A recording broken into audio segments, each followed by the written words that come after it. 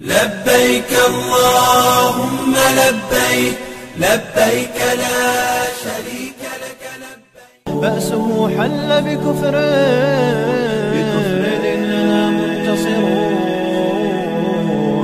إننا منتصرون لا لن يطول البعد عن نصر.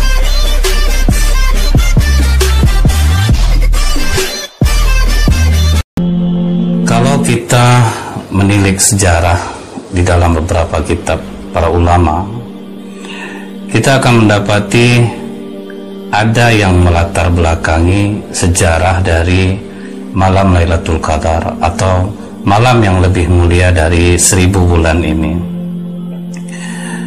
Kita bisa melihat di dalam kitab Ihya Ulumuddin karya Imam Al-Ghazali. Di situ disebutkan,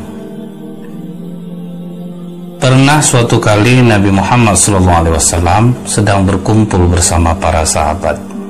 Jadi Rasulullah sedang duduk dengan para sahabat, dan waktu itu di bulan suci Ramadan. Tiba-tiba sahabat melihat Rasulullah senyum sendiri, sehingga sahabat penasaran, kemudian bertanya kepada Rasulullah, "Ya Rasulullah, apa hal yang membuat engkau tersenyum?" Rasulullah menjawab, "Diperlihatkan kepadaku hari kiamat. Ketika seluruh manusia dikumpulkan di padang mahsyar, ada seorang nabi yang membawa pedang dan tidak mempunyai pengikut satupun. Nama nabi itu adalah Syam'un Al-Ghazi," kata Rasulullah SAW. Kemudian Rasulullah SAW menjelaskan tentang Syam'un Al-Ghazi ini. Dia ini berasal dari Bani Israel dan diutus dia ke tanah Romawi. Jadi dia berasal dari Bani Israel, diutus dia ke tanah Romawi. Kerjaan Nabi Syam'un Al-Ghazi ini selalu menyampaikan risalah La ilaha illallah, tiada Tuhan selain Allah. Karena waktu itu paganisme, menyembah berhala ini sedang menjadi-jadinya. Nah, diberilah Nabi Syam'un Al-Ghazi ini suatu kelebihan. Dia memiliki kekuatan yang dengan kekuatan itu seharusnya lebih memudahkan dakwahnya. Tapi ternyata sudah diperlihatkannya pun kekuatan dia yang diberikan Allah, tetap tidak ada yang mau mengikutinya. Dan dalam riwayat ini disebutkan dia berambut panjang yang kalau dia berdiri rambutnya itu menyentuh ke tanah. Apa mukjizat yang diberikan Allah kepada Nabi Syam'un Al-Ghazi ini? Hampir sama dengan Nabi Daud. Dia bisa melunakkan besi, dia bisa merobohkan tembok. Jadi dia memiliki kekuatan yang besar. Kalau sekarang orang yang punya kekuatan besar seperti ini masih banyak pengikutnya ini. Kalau orang berdakwah dia baik, kekuatannya sebesar ini masih banyak pengikutnya. Nah, sementara pada saat itu Bani Israel, orang-orang Romawi, gak ngaruh sama mereka. Mau kuat, mau hebat, yang penting nyembah berhala, segala-galanya bagi mereka. Nah, untuk hal ini kita masih bisa bersyukur. Kalau sempat ada orang yang berdakwah dan dia memiliki kekuatan, insya Allah masih ada orang yang menjadi pengikutnya karena dia kuat. Kalau sahabat Rasulullah, Umar bin Khattab kuat, dan itu yang membuat dakwah ini menjadi terang-terangan. Jadi masih bersyukur kita sebagai umat Rasulullah SAW. Nah, Nabi Syam'un Al-Ghazi diutus ke Romawi, orang masih menyembah berhala, dengan kekuatannya tidak ada yang terpengaruh. Karena waktu itu orang hanya terpengaruh dengan apa? Harta. Jadi kalau berdakwah dengan menggunakan harta, orang banyak pengikutnya. Tapi untuk kekuatan, orang tidak mau ikut. Jadi harta segala-galanya bagi umat Romawi Israel pada saat itu. Dia terus berjuang dengan pedangnya yang ajaib, dan sangat jarang dia merasakan haus dan lapar. Jadi boleh dibilang untuk memfokuskan perjuangannya ini, Syam'un Al-Ghazi banyak berpuasa. Hampir setiap hari dia menahan lapar dan haus. dan dia tidak merasakan kelaparan sama sekali. Dia fokus, aku berjuang, aku berfokus, jangan mikir makan, jangan mikir minum. Dia puasa sepanjang hari, dan Allah tetap memberikan rasa kenyang kepadanya. Nah, itu keistimewaan yang diberikan Rasulullah diberikan Allah kepada para nabinya.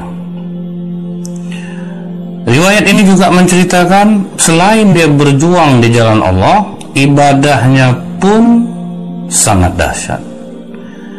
Dia ahli ibadah, dia ahli berjihad di jalan Allah. Sudah banyak orang-orang kafir yang melawannya, namun tidak ada yang mampu mengalahkannya. Dan dia malam beribadah, siangnya berpuasa. Belum ada kan kita yang kombinasi seperti ini selain para nabi dan Rasulullah. Manusia biasa pasti akan sulit melakukan di malam tahajud, sedikit tidur, siangnya berpuasa. Kalau kita pernah menonton film Samson dan Delila, sebetulnya yang diceritakan itu adalah Sam'un Al-Ghazi, tapi berbeda versinya dengan versi film, dengan versi yang sebenarnya. Kalau versi yang sebenarnya, dia adalah ahli ibadah. Datang pertanyaan orang, dari apa pedang Sam'un Al-Ghazi itu? Nah, riwayat ini menceritakan dia terbuat dari tulang dagu onta. Jadi tidak panjang, pendek saja, tapi kekuatannya luar biasa. Jadi dia tulang dagu onta itu yang dijadikan pedang, ditajamkan, dan itu yang menjadi senjatanya. Dan dia tidak terkalahkan. Berikutnya lagi, Raja Bani Israel saat itu ketakutan dia dengan Sam'un Al-Ghazi ini. Mereka itu sepakat, jangan kita lawan Sam'un Al-Ghazi, karena kita pasti kalah. Kalau dengan menggunakan kekuatan, kita pasti kalah. Apa jalan supaya kita bisa mengalahkan Sam'un Al-Ghazi? Dipikirkanlah oleh para orang-orang dekat raja. Akhirnya dapatlah satu ide. Kita sayembarakan, siapa yang bisa menangkap Sam'un Al-Ghazi hidup-hidup dan dia lemah, maka akan kita berikan hadiah emas dan permata serta uang yang sangat banyak. Lihat, pancingannya adalah harta benda. Sampai sekarang pun orang kalau sudah dipancing dengan harta benda ini, lewat semua. Susah.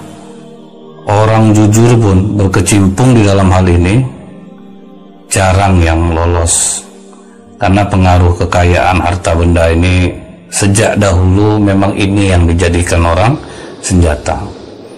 Dalam pemilihan anggota legislatif misalnya, ini ada pintar, cerdas, tapi nggak punya uang. Nah, yang satu lagi ini bodoh, tidak menyenangkan masyarakat banyak, dia hanya menyenangkan segelintir orang, tapi uangnya banyak. Tidak bisa kita pungkiri, yang menang tuh hampir mungkin 60-70% lah. Yang berduit bodoh menang daripada yang cerdas tapi tidak punya uang. Alangkah bagusnya dia punya niat baik untuk duduk, kemudian dia punya uang. Nah, ini lebih bagus, karena dengan kekuatan ini yang baik akan duduk jadinya. Jadi alangkah bagusnya, udahlah dia cerdas, punya pula duit. Nah, ini lebih bagus, karena dengan uang ini bisa kita menarik orang kepada kebaikan, bisa menarik orang kepada keburukan. Jangan sampai salah arti, jangan sampai dikatakan saya mengatakan anggota dewan ini yang duduk semuanya bodoh. Tidak. Alangkah bagusnya, sudahlah dia berduit, cerdas pula dia. Kalau cerdas yang duduk, insya Allah aman. Tapi kalau yang tidak cerdas duduk, bahaya. Tunggulah kehancuran, kata Rasulullah, bila amanah dipegang oleh orang yang bukan ahlinya. Misal para ustadz nih, oh dia banyak jamaahnya, duduk dia jadi anggota dewan, belum tentu bagus. Bisa jadi hancur jadinya, karena itu bukan bidang dia. Makanya saya setuju ketika UAS tidak mau dicalonkan jadi wakil presiden, karena beliau tahu itu bukan bidangnya. Orang yang cerdas dalam bidang itu ya silahkan. Karena ini banyak juga ustadz yang latah nih, dia tahu banyak jamaahnya, udah ceramah dia kesana kemari, maju jadi anggota dewan, hancur dibuatnya, karena itu bukan bidang dia. Raja akhirnya mencari cara, dapatlah satu ide lagi. Coba kita bujuk istri Sam'un Al-Ghazi untuk mencari tahu apa sebetulnya sisi kelemahan Sam'un Al-Ghazi ini. Panggil istrinya. Kau sayang tak sama suami kau? Sayang, Raja. Kau tahu kan, suami kau tuh membuat kami takut. Iya Raja, aku tahu. Aku ada tawaran untuk kau. Kalau bisa kau mengetahui sisi lemah Sam'un dan berhasil kau membuat dia lemah,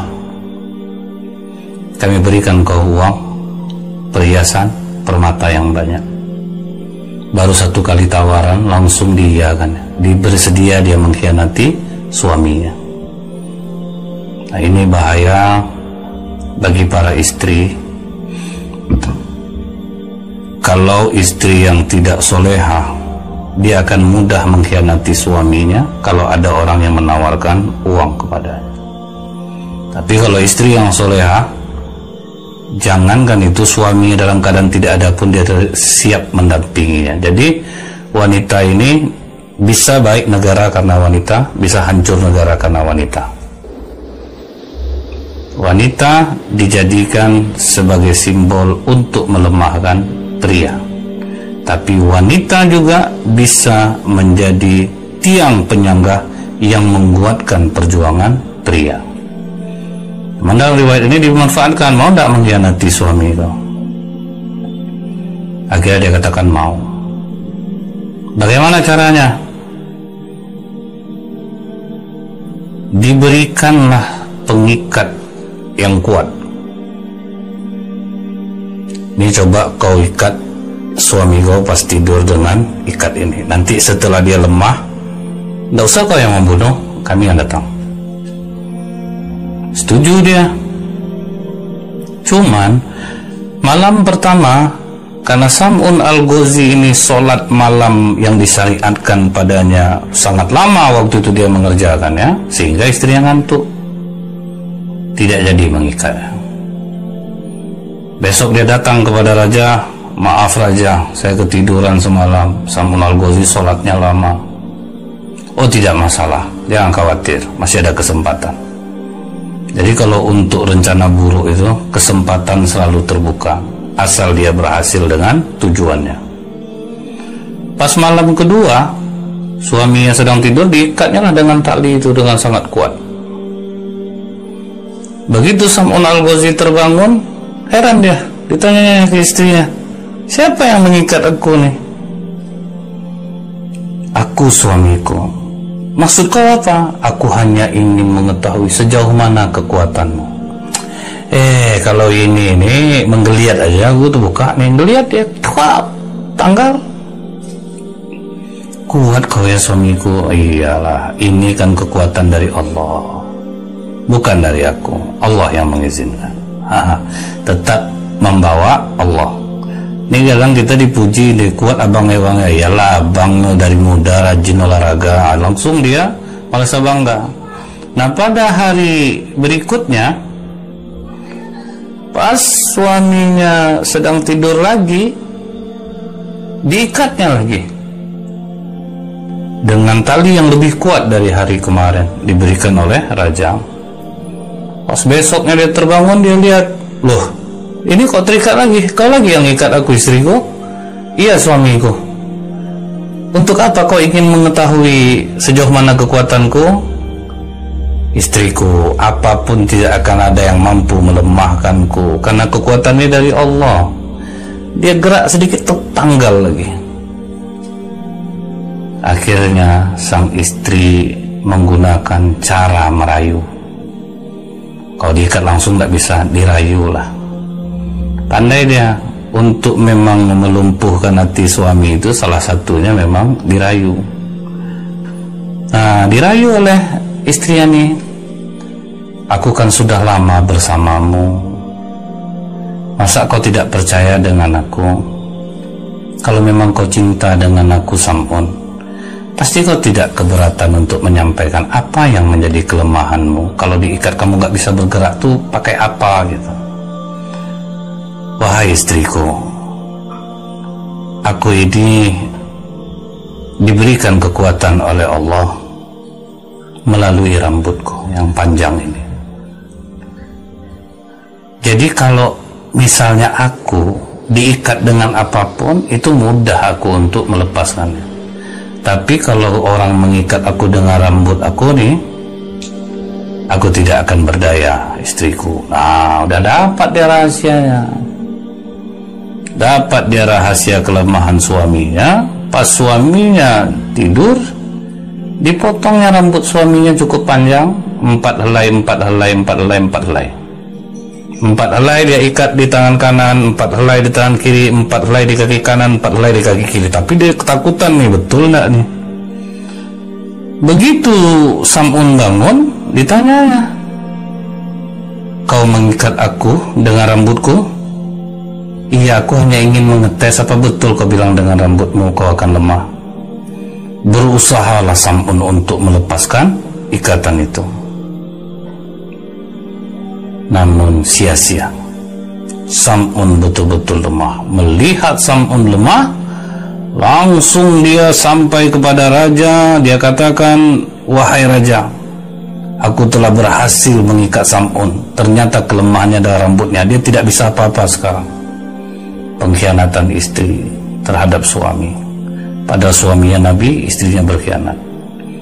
Artinya suami tidak mempunyai tanggung jawab penuh dalam hal mendidik istri berhasil atau tidak. Nabi Lut istrinya berkhianat juga gara-gara harta. Nabi Nuh istrinya juga berkhianat padanya. Nah, dibawalah dia oleh orang-orang kafir ini, di bawah perintah raja, diikat dia di tiang utama istana itu, ditegakkan dia di sana, dan mereka tidak mau membunuh secara langsung.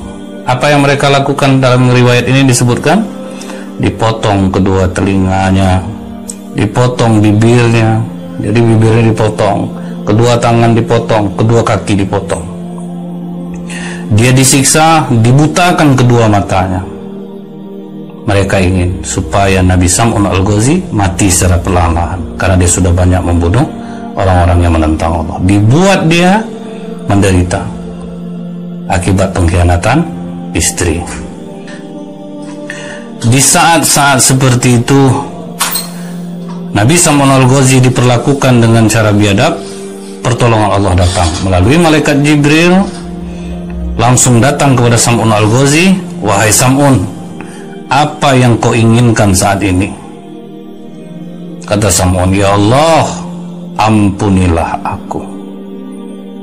Karena istriku aku menyampaikan rahasia yang seharusnya tidak boleh aku katakan. Berikanlah kekuatan kembali kepada aku, hingga aku mampu menggerakkan tiang istana ini. Dikabulkan oleh Allah, dikembalikan kekuatan Sam'un. Dia goyang badannya, yang sudah terpotong kaki, dia goyang badannya. Runtuhlah istana itu. Semua masyarakat yang hadir, yang nonton di tengah kerajaan itu, semua mati, termasuklah istri Sam'un Al-Ghazi. Dia juga ikut mati. Harta belum dapat dia cicipi, tapi dia sudah mati terhimpit oleh reruntuhan istana itu. Kemudian Allah kembalikan, setelah itu hanya Sam'un Al-Ghazi yang hidup. Dikembalikan Allah matanya, bibirnya, telinganya, tangannya, semua diberikan oleh Allah kembali. Apa yang telah hilang dari Sam'un yang sudah dipotong oleh raja yang zalim ini. Setelah peristiwa itu, bersumpahlah Nabi Sam'un Al-Ghazi, "Ya Allah, aku akan menebus semua dosaku ini karena membocorkan rahasia yang seharusnya aku rahasiakan. Aku bersumpah, ya Allah, aku akan berjuang menumpas kebatilan selama 1000 bulan." Jadi dia bersumpah, apa aja kebatilan akan aku hadang, ya Allah, aku akan tumpas selama 1000 bulan tanpa henti. Jadi dia berjuang 83 tahun tanpa henti. Malamnya dia sibuk ibadah kepada Allah, dia banyak sholat malam, siangnya berpuasa, kemudian berjuang. Asal nampak kebatilan dia berjuang sendirian aja. Setelah mendengar kisah Sam'un Al-Ghazi ini, para sahabat pun menangis haru. Bertanya para sahabat kepada Rasulullah, "Ya Rasulullah, sungguh besar betul pahala Sam'un ini. Dia berjuang berjihad tanpa henti 1000 bulan. Dia malam sholat tahajud, siang dia berpuasa. Sungguh kami yang lemah ini tidak akan mampu melaksanakan ibadah seperti itu." Malaikat Jibril datang kepada Rasulullah membawa surat Al-Qadar ini. Apa kata Allah? A'udzubillahi minasyaitonirrajim. Inna anzalnahu fi lailatul qadar. Sesungguhnya kami telah menurunkan Al-Quran pada malam kemuliaan. Wa ma adraka ma lailatul qadar. Dan tahukah kamu apa malam kemuliaan itu? Lailatul qadri khairum min alfi syahr. Malam kemuliaan itu lebih baik daripada 1000 bulan. Tanazzalul malaikatu warruhu fiha biizni rabbih min kulli amr. Salamun hiya hatta matla'il fajr. Pada malam itu malaikat-malaikat dan malaikat Jibril turun dengan izin Allah mengatur segala urusan, dan malam itu penuh kesejahteraan sampai terbit fajar. Mendengar ini Rasulullah SAW mengatakan kepada para sahabat, "Buru Lailatul Qadar. Kalian hanya melakukan amalan satu malam, dapatkan Lailatul Qadar itu melebihi amalan yang dilakukan oleh Sam'un Al-Ghazi." Sam'un Al-Ghazi harus berjuang, berjihad tanpa henti 83 tahun, berpuasa sepanjang siang, kemudian malam dia beribadah, 83 tahun berjuang. Sementara kalian buru malam Lailatul Qadar, lebih kalian dapat daripada Sam'un Al-Ghazi.